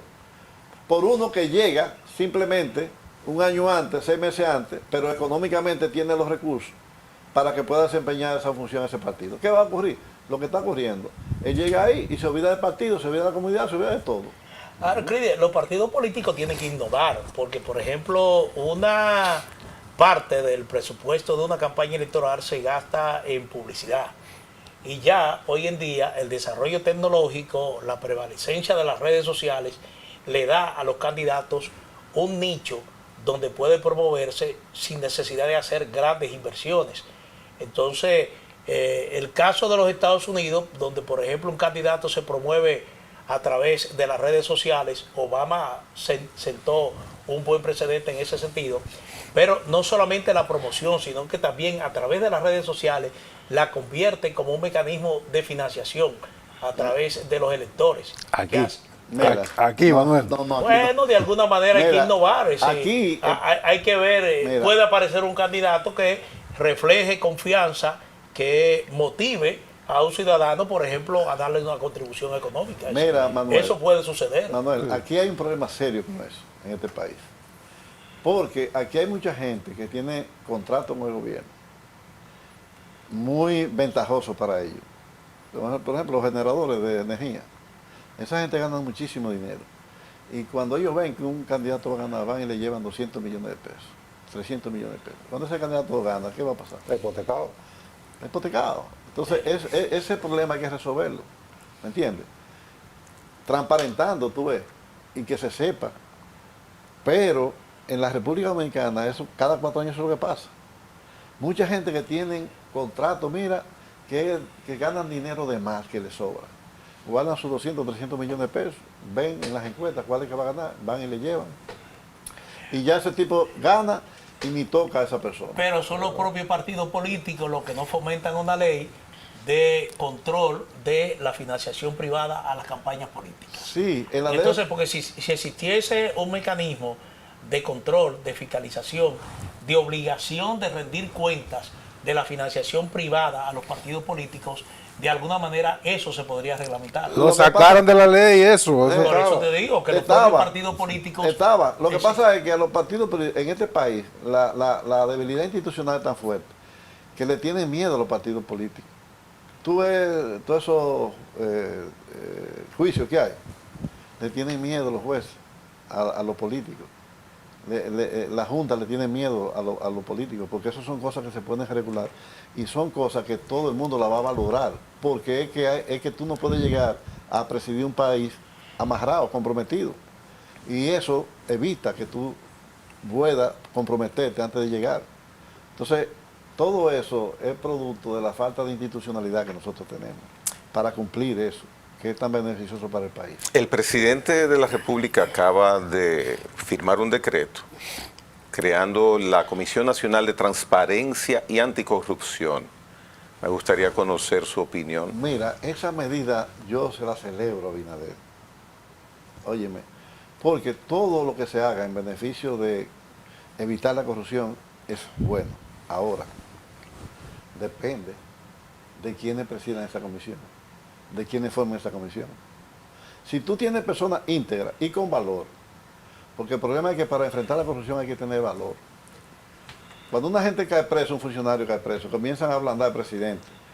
Va la familia, van los amigos, mire presidente, que tenga cuidado, que cuando usted va a salir lo van a perseguir, que todo lo... No. El que la hizo tiene que pagarla. Las consecuencias tienen que ser drásticas. Yo pongo muchos ejemplos, aunque es un ejemplo sencillo, pero es muy significativo. En un juego de pelota, la autoridad del árbitro la respeta todo el mundo. El árbitro saca al jugador más valioso, al que más paga. Pero si el dirigente de ese equipo viene de una mala, lo saca del estadio. Pero si el dueño del equipo también está ahí y hace lo saca del estadio. El árbitro de un juego de béisbol o de baloncesto. O sea, la autoridad en el deporte se respeta. La autoridad en la sociedad tiene que respetarse. No se respeta aquí. No se respeta la autoridad y hay que respetarla. Porque la sociedad, para que funcione, tiene que tener un sistema de justicia drástico, con consecuencias, que yo le tenga temor, que Nelson, que Manuel, que Cardenal, que tú, le tengamos temor al sistema de justicia. Porque sabemos que si lo hacemos mal, vamos para la cárcel. Entonces, aquí, obligatoriamente, esa comisión, si él pone ahí personas íntegras y con valor y con decisión a enfrentar la corrupción, sería excelente. ¿Por qué? Porque en todas las instituciones públicas de este gobierno y de los anteriores también, manipulan la ley de 340 de contrataciones, la manipulan, hacen concursos por invitación, le dan el presupuesto a la empresa de ellos, llega y viene y la empresa que favorece el titular tiene el precio más aceptado de la propuesta. Ya sé, tú hiciste una licitación. Pero todo lo manipulan en este gobierno. En este gobierno no hay una licitación que sea democrática y transparente y clara. No la hay. Entonces, una comisión de ese tipo puede examinar. Porque tú no puedes hacer por ejemplo, tú tienes en Corabén, en La Vega, la comisión de compra y contrataciones, el presidente del consejo, el director ejecutivo, la contable y el consultor jurídico. ¿Está ahí? O sea, ¿qué se va a hacer ahí? Lo que el jefe de eso decide. Ellos mismos son. Sí, ellos mismos son. Entonces no puede ser. Entonces, es importante esa comisión. Pero más importante, los miembros que formen esa comisión. Para que esa comisión pueda jugar su rol. Que la sociedad está demandando y esperando, ¿tú entiendes? Que haya un paso significativo en la lucha contra la corrupción. Y esa comisión puede hacer su trabajo. Siempre y cuando tú tengas ahí 5, 8, 10, lo que sea, de personas, tú ves, comprometidas con que este país acabe con la corrupción. Pero se trata de una comisión que fue creada por decreto. Lo que habría que determinar hasta qué punto esa comisión tiene suficiente aval desde el punto de vista legal y jurídico para sustituir la operación de organismos que están facultados por la Constitución de la República para ejercer precisamente ese rol anticorrupción. Me refiero a la Dirección General de Contrataciones Públicas, la Contraloría General de la República, la Cámara de Cuentas. Es decir, son instancias ya públicas que tienen esa función establecida por ley y por mandato constitucional. Sí, entonces, tú creas una comisión que más bien viene a ejercer una labor de observancia, de fiscalización, de veeduría del trabajo que realizan esas instituciones, porque todas estas instituciones forman parte de la comisión. Entonces, sí, pero se ve como una especie de redundancia. Pero para el presidente es importante la comisión. Para el presidente es importante la comisión. Porque bueno, tiene el mandato de rendir un informe semanal. Y son sectores externos, ¿lo entiendes? Que van a responder a la línea que él tiene anticorrupción. Ahora, hay que ver si esa gente tiene la calidad, tú ves, y el valor para asumir ese rol. Porque aquí hay muchísimas comisiones que se forman, ¿entiendes? Y terminan dando informes favorables a lo contrario que debe ser. Entonces, hay que ver si los que formen esa comisión tienen el nivel de integridad y de valor para desempeñar ese rol, y sobre todo porque el presidente tiene ese deseo, ¿verdad? Yo creo que la comisión es positiva, independientemente de que haya instituciones que tengan que jugar ese rol, pero tú sabes que aquí esas instituciones están la mayoría permeadas. O sea, la Cámara de Cuentas no es una institución que responde a los intereses de la sociedad, responde a intereses más que todo partidarios y de que está el Está en gobierno. proceso de escoger a sus miembros ahora, a sus nuevos miembros. Sí, pero... ya hay nombres, ya hay nombres, ya hay nombres. Oye, ¿qué pasa? Que todos los gobiernos, yo me quejaba en el Congreso, porque ponen a entrevistar cientos de personas con mucha ilusión. La Cámara de Cuentas, el Consejo de la Magistratura, la Junta Electoral. Oye, me ponen y pasan con mucho deseo la gente y preparado. Y no se dan cuenta que eso está amarrado ya. Ya hay nombres, ya hay nombres. Entonces a mí yo me indignaba porque ustedes saben, le decía yo, senadores, que esto está amarrado la comisión. ¿Y cómo ponen de mojigán a toda esta gente? Dime tú. Sabiendo ustedes que ya eso lo decidieron el presidente y a cada partido le dan una posición de eso. Termina el Congreso y comienza el Congreso elector, sí, donde se tienen que someter todos los dirigentes, incluyendo Leonel Fernández, a la decisión de las bases. ¿Va a aspirar a mantener la posición de... Bueno, yo quiero... Vaya por mí también esa pregunta, Nelson. Yo quiero ayudar a que Leonel vuelva a ser presidente de este país, porque el país lo necesita. El país necesita un hombre capacitado, un hombre actualizado, un hombre con experiencia, un presidente con muy buenas relaciones internacionales, que eso es un detalle muy importante. O sea, los problemas de este país tenemos que resolverlo con una visión más global. Leonel es un líder político con el reconocimiento del liderazgo mundial. Es el único político de este país que tiene esa condición. Yo quiero ayudarlo, ¿verdad? Desde cualquier punto de vista, de la dirección política donde estoy, me gustaría seguir, pero sé que ahora mismo en la Fuerza del Pueblo es necesario una renovación de un liderazgo que pueda ganarse la confianza del pueblo, porque nosotros vimos en las pasadas elecciones que el liderazgo que no está siendo asumido por la sociedad de lo que preside la Fuerza del Pueblo hizo mucho daño. Independientemente de que Leonel sacó casi un 30% del electorado en las elecciones pasadas, refleja la fortaleza que él tiene, porque un partido sin recursos económicos y con un liderazgo gastado en la provincia y en los municipios, lograr sacar esa votación realmente refleja que es un hombre que tiene un futuro prometedor para este país. Las condiciones que hubo en el 2024 fueron terribles en contra de Leonel y la Fuerza del Pueblo.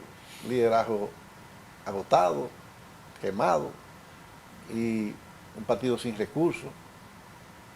El empresariado de nadie veía posibilidades. ¿Cómo sin recursos? ¿No le dieron muchísimos 1.000 y pico millones de la Junta? Lo que pasa es, Nelson, que si tú calculas los 2.500, 3.000 pesos que hay que dar por mesa electoral, solamente ahí se van 1.500 millones de pesos.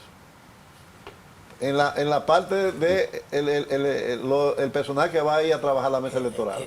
Dietas. Que es poco, porque tienen que desayunar, comer y hasta cenar, porque eso duran hasta las 12 de la noche. Son 10.000 centros, son 10.000 meses. Eso es insostenible.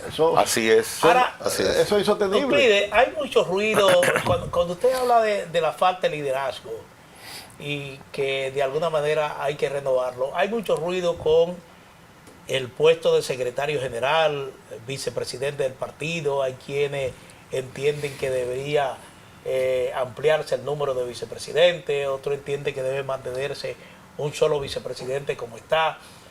Realmente, usted habla de liderazgo a nivel de la dirección política alta o renovar el liderazgo a nivel medio. Me refiero a presidentes municipales, dirección municipal.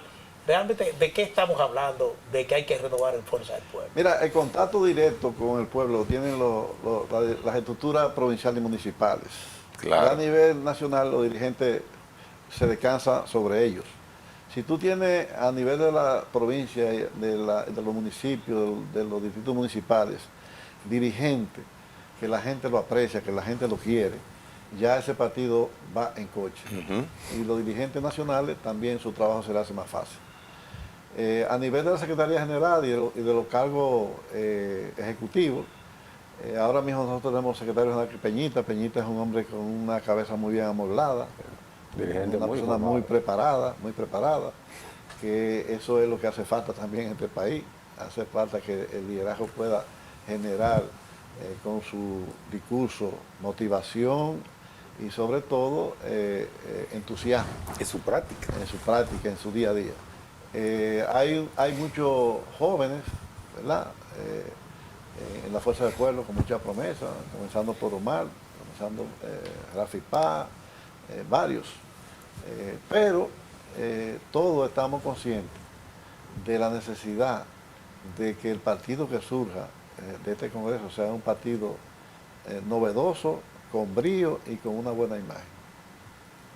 Bien, pienso que por ahora podemos parar aquí este conversatorio, pero que no dure mucho en el tiempo, Euclides Sánchez. De muy lejos, hay que dar muy sí, y que ven el día antes. La próxima vez tengo que venir el día antes. El día antes, sí, porque desde La Vega acá 1 hora y desde Los Alcarrizos al 9 horas y media. ¿Cómo está La Vega, además de que en Cora Vega los mismos que compran son los que se venden? En la Vega ahora mismo... Sobre todo de aquel famoso... después de la FER, se ocurrió con municipal. Sí. Bueno, eso es un tema, producto de la forma como el PRM se maneja. Ustedes vieron que al principio del gobierno nombraron a Wellington al nuevo director de INAPA, pero la ley decía que tenía que ser un ingeniero civil especialista en el área. ¿Qué hicieron? Modificaron la ley. Muy bien lo hicieron. Entonces, para ellos no existe ningún tipo de norma y lograron, ¿verdad?, que Amparo asumiera después que había renunciado y se había sentado su renuncia. Pero era lo menos malo. Entonces, resulta que en La Vega ahora mismo se está en carnaval. El carnaval, que lo invito a ustedes si tienen la facilidad de poder ir un domingo de esto. Es un carnaval muy importante, se pasa una buena tarde ahí. Nosotros a nivel del gobierno no se está haciendo nada. Los barrios de La Vega están abandonados, llenos de hoyos, todo, la calle llena de hoyos, el hacinamiento está acabando con los barrios de La Vega. No, Santiago quiere competir con ustedes en carnaval. Sí, pero no puede. Tenemos también la carretera de La Vega a Jarabacoa también, que eso no termina de definirse. Eso es algo que no tiene, es algo que preocupa mucho porque no se ve la forma de que eso se termine ni avance.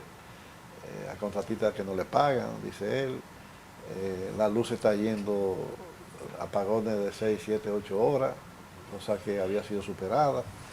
Ya los inversores y la planta eléctrica están ya todo el mundo demandándola. Antes eso se había arrumbado. Yo mismo tenía mi inversor arrumbado, ya tuve que ponerlo con 4 baterías. La verdad es que hay dificultad para los productores también. En La Vega ha habido un atraso en los años que lleva este gobierno. Bueno, el Fuerza del Pueblo que active, sobre todo la parte municipal, que luce lánguida la parte municipal de Fuerza del Pueblo en La Vega. En el país entero, producto de la falta de liderazgo que yo estaba hablando. Es una oportunidad importante ahora, ojalá que la dirección de Fuerza del Pueblo tenga esa visión, que es lógica. Lionel es un monstruo, que Lionel saca 30% con todo estos sacos de sal. Sí, pero el sol no va a remontar. No, ahora en el 2028 necesita un partido con una nueva imagen que le dé candidatura liviana, ligera, tú ves, para que él pueda llegar fácil. De ustedes depende hacerlo lo correcto, escogiendo a quienes deben escoger. Así es. Escojan a quienes deben escoger en las provincias y en los municipios. Así esperamos. Bueno, Que el interés del partido se imponga al interés particular. agradecemos Gracias, mucho Euclides. que haya venido desde La Vega, Euclides Sánchez, aquí en la mañana con Teleimpacto. Gracias por estar acá. Gracias a ustedes. Muy bien. Venimos en breve. En breve volvemos. En la mañana con Teleimpacto.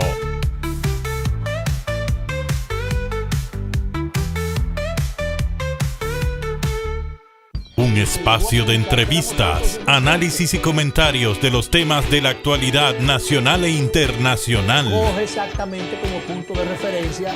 Sondeo con Luis Encarnación Pimentel y Danilo Climé. De lunes a viernes, de 1:30 a 2:30 de la tarde, por Teleimpacto 52. Saludos, amigos y amigas. Guerrero de la patria. Descartaron a Duarte, a Sánchez, a Bella, a Luperón. Agudo analista, Marino Vinicio Castillo. La respuesta, domingos de 12 a 1 de la tarde.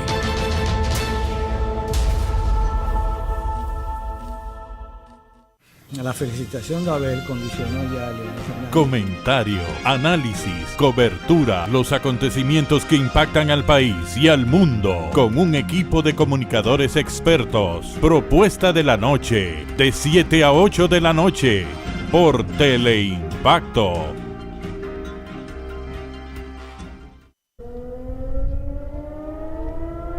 Las sirenas antiaéreas son parte de la vida cotidiana de DW en español. Si bien recibieron Plasmando hechos, fomentamos el entendimiento entre las culturas y los pueblos, con horario de 11:30 de la mañana a 12 del mediodía y de 9 a 9:30 de la noche. DW en español, por Teleimpacto 52. Creo que el presidente Abinader, Wendy Cada Santana, vez estamos viendo, Miguel, nuevos elementos en el feminicidio. Las redes sociales se convierten. Miguel Franjul, entre periodistas, miércoles de 10 a 11 de la noche.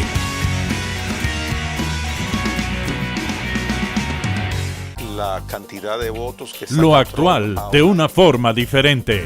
Gregory Caimares, de 8 a 9 de la noche. La hora con Gregory, de lunes a viernes, por Teleimpacto.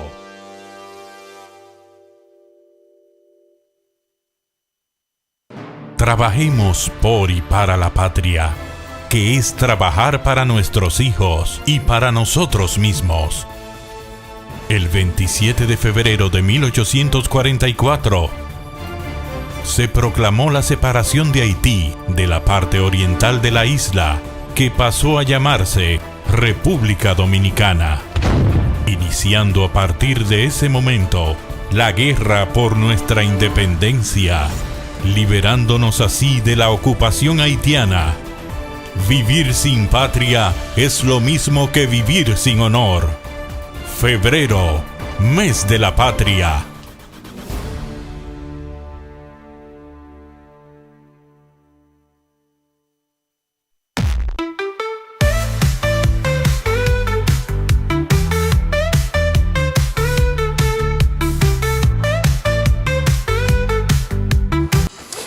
Bien, mientras entramos a temas concretos del patio de aquí de República Dominicana, lamentar que Paquita la del Barrio falleció en el día de ayer, una icónica cantante mexicana, muy peculiar, letras no amigables hacia nosotros los varones, pero verdaderamente... A nosotros los varones, esa letra Ajá. es peculiar. Esa letra de desamor, que tú te llamas la de rata de dos patas, no es precisamente a un hombre por desprecio amoroso. Eso se compuso, es una canción protesta mexicana que se compuso a propósito de Carlos Salinas de Gortari, que fue presidente de México y estuvo implicado incluso en casos de asesinato, de narcotráfico. No, Y entonces, un truán completo. exactamente, hubo un compositor mexicano que le arregló esa canción, y Paquita la del Barrio, que incluso fue candidata a diputada por un partido opositor en México. Paquita la del Barrio la interpretó, pero esa canción es para Carlos Salinas de Gortari. No es para los hombres, no, para un hombre. Para un hombre, sí. De una rata. Lo que pasa es que popularmente se ha asumido Como que es desamor. como que es un desamor. Y todo el que siente un desamor se la dedica a alguien. Un despecho. Sí. No importa que sea hombre o mujer. Sí, pero aquí asumida para nosotros, de parte de las damas. O sea, ninguna de esas que lo asume piensa en un político ni nada de eso, sino pero en esa rata. Es una canción de protesta. De protesta femenina. Generalmente, de los géneros más agresivos, mutuamente, las canciones que las mujeres le dedican a los hombres son implacables. Sí. El hombre generalmente trata de suavizar el insulto, pero esa la canción, no. esa canción, la mujer tiene los dos extremos. Esa canción un sábado en oficios domésticos surte su efecto y determina situaciones. ¿Te imaginas una descarga más grande que ese hombre que tú ves ahí, que parece tan amable, tan amante y efusivo, lo conozco como a mí? Es un gran necio, un estúpido, engreído, un payaso vanidoso que no tiene corazón. ¿Tú quieres una descarga más grande de ahí? Un disparo viene después de ahí, mínimo. Mínimo. Mira, donde no parece haber ni odio ni amor es en la administración de Donald Trump con relación a Ucrania. Resulta que Estados Unidos y Rusia se han sentado desde ayer en Riad, que es la capital de Arabia Saudita, a discutir temas bilaterales. Y entre esos temas bilaterales está Ucrania, la invasión de Rusia a Ucrania. Ahí se inició la operación militar especial. Sí. Y entonces lo que sorprende es que en esas negociaciones es la primera vez que Estados Unidos y Rusia se sientan en la mesa de negociaciones desde el año 2022. En el marco de estas negociaciones no está ninguna representación ucraniana, a pesar de que en ese encuentro, según lo informado, se está jugando precisamente la suerte de Ucrania. Un país que ha sido bombardeado, que ha aportado muchos muertos, más de 400.000 muertos, según Zelensky, ha aportado en este conflicto con Rusia. Pero nada, es una de esas genialidades del nuevo presidente de los Estados Unidos. ¿Con qué se sienta Rusia en la mesa de negociaciones con Estados Unidos? Bueno, está planteando 4 puntos. Y entre esos puntos está que la soberanía rusa prevalezca sobre los territorios que su ejército ha conquistado en estos combates. Estamos hablando de que más del 19% del territorio ucraniano ha sido captado por la fuerza rusa en el curso de esta guerra, es decir, en la zona del Donbass, ¿cómo que se llama? Bueno, toda esa zona que se conoce como el Donbass y que es la que más se menciona, está bajo control ruso en estos momentos. ¿Qué quiere Rusia discutir igualmente? Las repúblicas independientes de Donetsk, del Donetsk, Lugansk. Exactamente, Lugansk. Esa zona Rusia quiere que se le mantenga su soberanía. ¿Qué quiere Rusia? Que una vez acordado el cese al fuego, ese acuerdo o ese armisticio no sea firmado entre Rusia y Zelensky.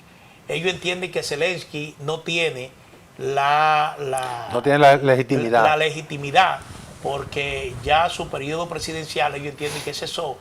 Y entonces entienden que primero habría que celebrarse elecciones en Ucrania para que surja un nuevo gobierno y el representante de ese nuevo gobierno sea quien firme ese armisticio o ese cese al fuego. Hay otros 2 puntos que se están discutiendo y uno de ellos es que después que se firme ese armisticio o ese cese al fuego, Ucrania no reconstruya su ejército. Es decir, que no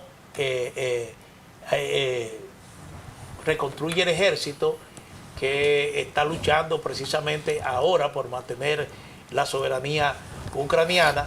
Entonces, obviamente, lo que quiere es que el ejército ucraniano se mantenga maltrecho para Rusia en algún momento, si quiere tomar el control total de Ucrania, lo haga. Entonces, eso es lo que se está discutiendo actualmente en un marco donde igualmente la Unión Europea está reclamando un puesto en esas negociaciones. China se pronunció ayer de que la Unión Europea debe estar presente en esas negociaciones que se están celebrando en Riad para un acuerdo de cese al fuego entre Ucrania y Rusia. Esa es la situación que hay hasta ahora y no se sabe realmente cuál será la decisión final de Estados Unidos frente a estos puntos en discusión con Rusia. La reunión fundamental es hoy martes en la capital de Arabia Saudita. Hay un punto que tú no tocas, que es fundamental en el marco actual de lo que se da el conflicto. Que el conflicto con Rusia es solamente el conflicto con Ucrania es una parte de un conjunto de situaciones que ha atravesado Rusia en los últimos años. Un punto fundamental para Rusia son dos. La reanudación de las relaciones bilaterales formales entre Estados Unidos y Rusia. Y segundo, propuesto por el propio Trump, perdón, que Rusia vuelva al G7. Eso en términos económicos para Rusia, en términos estratégicos, tiene un valor fundamental. Lo otro, que parece lo más relevante ahora mismo, pues el caso de Ucrania. Lo que está sobre la mesa es un abuso contra Ucrania. Además de haber sido el país agredido, que conste que yo siempre he estado con Rusia, pero no dejo de reconocer que fue una agresión, fue una invasión, no importa el nombre que le pongan. Además de ser el país agredido, le están obligando a firmar una rendición sin condiciones, o sin condiciones favorables, más bien con condiciones agravantes para ellos. No puede reconstruir su ejército, y eso remonta al fin de la Segunda Guerra Mundial, cuando Japón, después de haber sido el país más agredido por las dos bombas, las únicas bombas nucleares que se han usado en la humanidad, cayeron sobre ciudades de Japón, y después le impusieron que no podía tener fuerzas armadas. Podía reconstruir un ejército, una fuerza policíaco-militar. Hasta el otro día fue que a Japón le permitieron tener algún tipo de ejército formal. Entonces, le quieren aplicar esa misma receta a Ucrania, obligándola a depender de la protección de la OTAN, organización a la cual tampoco le van a permitir ingresar. Lo que está saliendo ahí... Es el cuarto punto que Rusia está planteando. Lo que está saliendo ahí de la mesa de negociaciones en la capital saudí es sencillamente un desmantelamiento de la soberanía de Ucrania. A partir de ahí, Ucrania no va a valer 2 pesos para nadie. Que Zelensky, que es un tipo que no tenía ningún liderazgo, que ganó las elecciones impuestos por factores muy particulares, ya su plazo presidencial venció, no han celebrado elecciones porque están en medio de una guerra. Zelensky es es un ave de paso, ya él es un material de desecho, próximamente tendrá fecha de vencimiento. El próximo gobierno que surge ahí, ¿ustedes creen que el próximo presidente que surja de Ucrania va a ser un presidente con autodeterminación? Claro que cuando va a ser impuesto entre el contubernio del presidente Trump y el presidente Putin buscarán la vía de cómo el gobernante que surja de las próximas elecciones en Ucrania sea un amanuense de ellos dos. Porque no hay ninguna duda de que lo que siempre se ha dicho, que hay una corriente de simpatía mutua entre Trump y Putin, evidentemente que ellos se pondrán de acuerdo a ver cómo influye para que surja un presidente que sea un sello gomígrafo de ellos dos. Sí, excusa, Nelson, dos cosas que evidencian claramente esa intención. Una es desde el punto de vista militar, diezmado, y desde el punto de vista económico, igualmente diezmado, porque la intención de Trump es aprovecharse de alguna manera de los recursos mineros de Ucrania. Sí. Bien, señores, con este tema tan importante finaliza el día de hoy de En la Mañana con Teleimpacto. Continuamos dándole seguimiento a estas y otras informaciones, pero ya será en el día de mañana a las 7, Dios mediante. Nos vemos.